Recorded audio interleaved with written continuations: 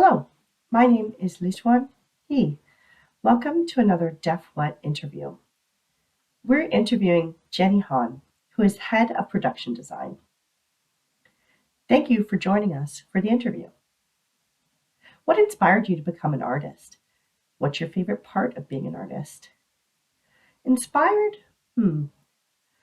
I feel that being an artist is very embodied in me. It's innate. I've been doing art since I was 3 or 4 years old. Really, I can't remember exactly how old I was, but I was pretty young. I come from a family of artists. My mother is a painter. She loves painting, and she went to school for it. She didn't become a professional artist, rather, she treats it as a hobby. My father loves photography, so it's really innate, and it's something I've been doing since childhood. My favorite part about my work is really there's no right answer because each art piece I've created is unique on its own. Each piece has its own journey reflecting on my experiences with emotions, navigating struggles, achievements, and pride. Each artwork has its own journey, so this is why I could not pick just one as a favorite. What art medium did you work with when you were younger? Clay, pencil, or painting? What were you exposed to at first? When I was younger, I started working with pencils and pieces of paper, simple illustrations. I remember when I was a kid, I watched a lot of cartoons such as Sailor Moon and other anime TV shows. I was fascinated with the drawing styles and I tried to duplicate it. Then eventually, I started to develop my own style. Over time, I worked with different art mediums such as clay, painting, beeswax, etc. That's pretty cool. So, for the next question, can you tell me more about your artistic style as you have your own style, right? As for my style, it has changed over time. I remember when I was a teenager in high school, my style strongly focused on anime. When I was younger, I was really into animals. That was my preference. And then I started drawing people, cartoon anime versions of them. Later on, I incorporated Disney's style a little bit. My artwork has been somewhat cartoony, and now it has evolved into semi realistic, which means it's not completely realistic, while at the same time, it's not cartoony. It's more of an overlap of both elements. Again, it depends on my mood. There's no one specific style that I work with. I always transition into something else. I continue to focus on creating portraits with various art mediums. Then I switch to focus to the environment. As for what's next, maybe I'll go back to drawing portraits or focus on an entirely new subject. It all depends on my interests, my feelings, and my mood. It changes over time. I don't expect my style to remain consistent. Maybe it will continue to evolve a little bit. Who knows what it'll be like? So, you work as head of production design. What do you do, and how do you communicate with your colleagues?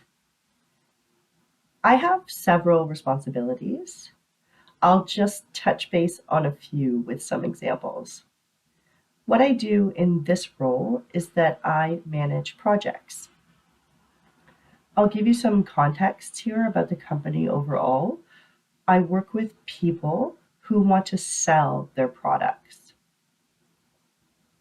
For example, toys, plushies, apparel, bags, etc.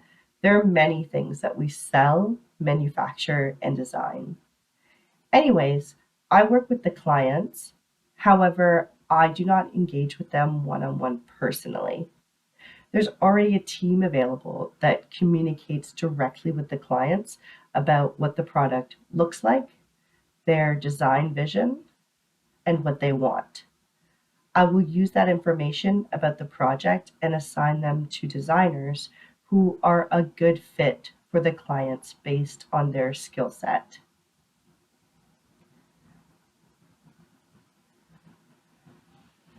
I delegate the work, support the designers with feedback on their work, and resolve problems with design, technology, and manufacturing. It's more of design related interaction. Not only that, I work on character design with a small team from a different department.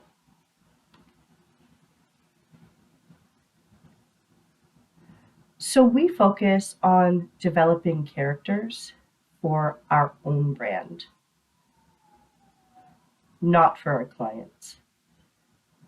We create these characters so we can create products for our brand.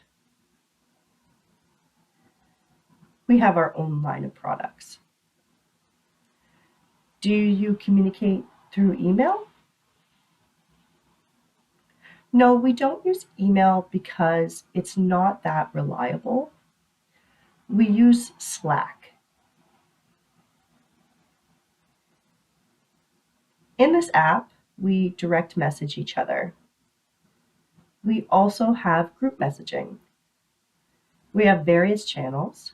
For example, there's a channel for apparel, another channel for toys, one channel for pets, which is cool. We can share photos of our pets on that channel. That's fun. We have so many channels on various topics. So your work has channels for personal, business, and just for fun. Yeah, we don't want it to be all about seriousness and just work. We want some fun too. So it's balanced. Yeah, like you can go on a channel for fun. You can post anything you see online. We want to give off a more comfortable environment for us workers to feel relaxed so we're able to have fun at work, a balance of work and fun. I'd like to add that we don't only work on Slack. There's another app that we used called Asana, which is project focused. We have many projects. Designers have their own list of projects. So I can scan the app to see if projects are complete or not, if they're pending feedback, or still a work in progress. There are due dates established. The app contains specific information, such as how many types of shirts. Shirts have varying sleeve lengths and sizes, depending on the design itself. So there is information available, which means designers can look at the app to get the details to include in their project design. So, like notes, well, it contains the project description, due dates, status, whether if there are feedback or revisions needed. It's all there. What gives you joy? As an artist, my journey, seeing how much I've grown and seeing what I am able to create, which is like, oh, wow. For example, I might be struggling with portraits, but I don't give up. I complete the portrait, and I may not be satisfied with the outcome. I see that as I practice, I am able to grow my skills. I'm continually learning new ways to improve my art. Next time I make an attempt on another portraiture and I see a difference, it's like, oh, I can see an improvement. That's what I love to see. My work continues to improve and I create new pieces of art. Not only that, I try new things that I didn't realize I am able to do. I give it a try and oh, it's not bad. The results aren't bad. Then it's like, oh yeah, I can do this. And I try something new. It's not bad. I'm able to improve my skills over time. It doesn't hurt to try. So you love the process of working things through from the beginning to the end. Yes, that's something that boosts my confidence. True. So for the next question, do you have any thoughts to share with the hearing world? Yes. The hearing world and the deaf world are different. The hearing world might look at deaf people as a challenge due to communication barriers because they're not sure what to do, how to interact with them. It doesn't mean that communication is impossible.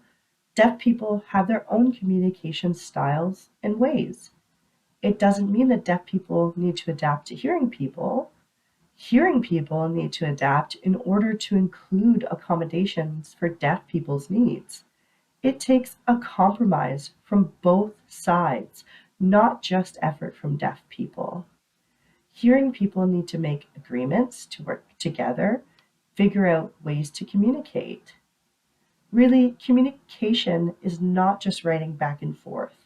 There are many ways to communicate, especially with today's technology, which means there's no excuse to not accommodate everyone.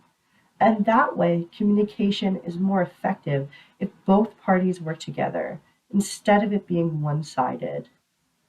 True. Do you have any thoughts that you wish to share with the deaf community? You know, the hearing world is big, the deaf community is small.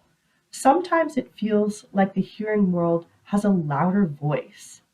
It does not mean that the deaf community doesn't have a voice. We do. It's not only shown through words.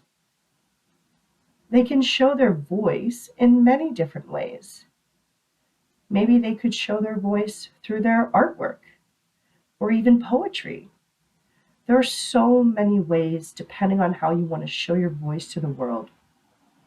When one shares their art or opinion, it opens up new ways to dialogue, new perspectives, and new ideas.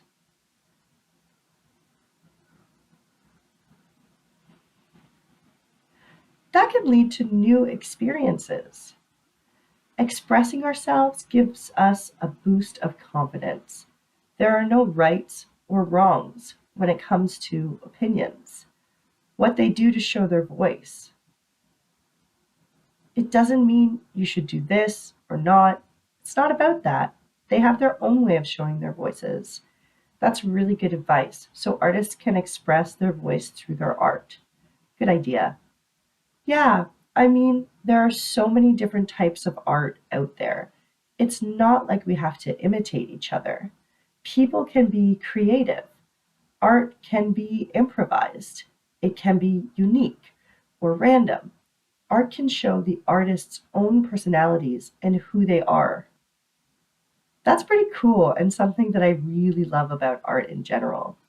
Thank you, Jenny, for interviewing with us for the Deaf What Legacy Project. We want to acknowledge the Canada Council of the Arts for funding this project. Thank you. No problem. Happy to be here. Great.